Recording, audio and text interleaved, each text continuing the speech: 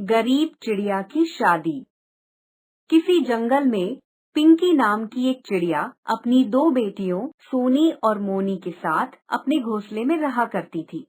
पिंकी के पति की मौत बहुत सालों पहले एक शिकारी के हाथों हो गई थी, जिससे पिंकी बहुत अकेली पड़ गई थी और घर का सारा बोझ उसके सर पे ही आ गया था और खाने के लिए भी बहुत मुश्किल से बंदोबस्त हो पाता था।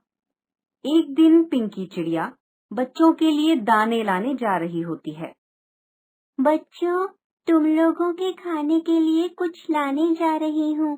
तुम लोग घोंसले से बाहर मत आना, मैं थोड़ी देर में आ जाऊंगी। ठीक है मम्मी, हम यहीं रहेंगे। तब पिंकी दाना लेने चली जाती है और थोड़ी देर बाद उसी पेड़ पर रहने वाला सांप उन दोनों को घोंसले में अकेला देखता है। अरे वाह, ताजा ताजा मांस।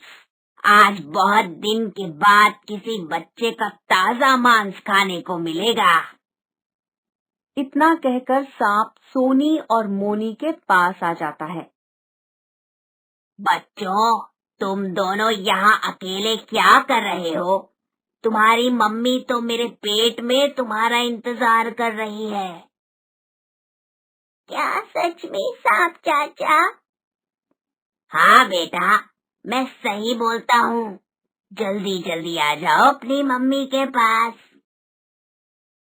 ठीक है चाचा, पहले मैं आती हूँ।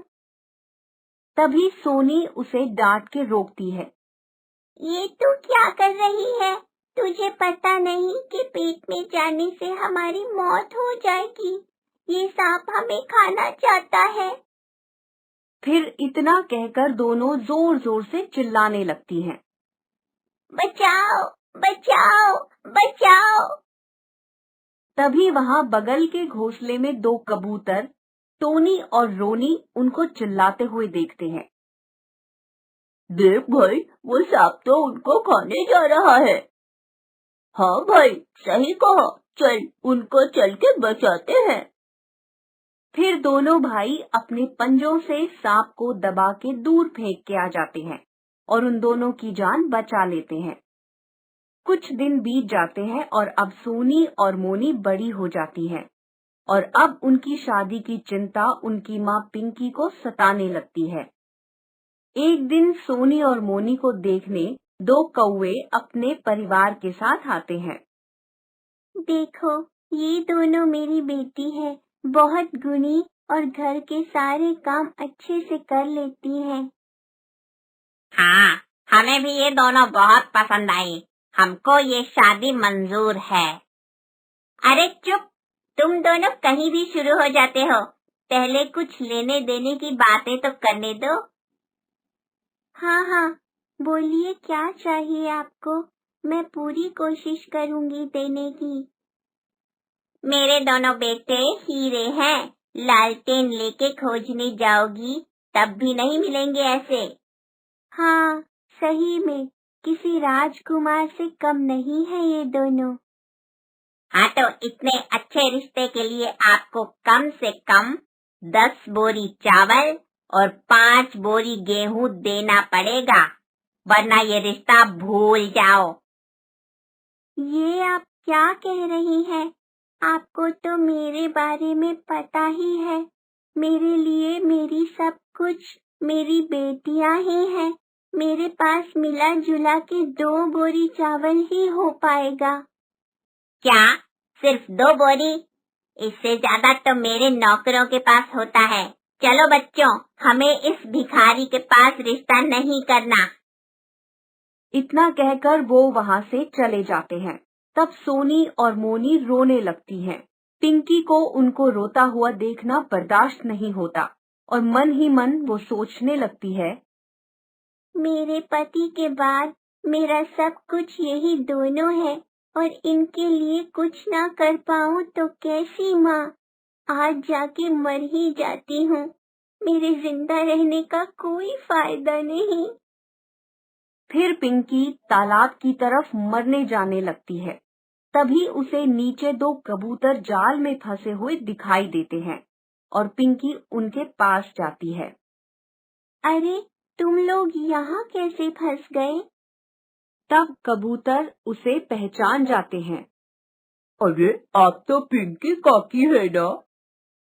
हाँ, पर तुम दोनों मुझे कैसे जानते हो?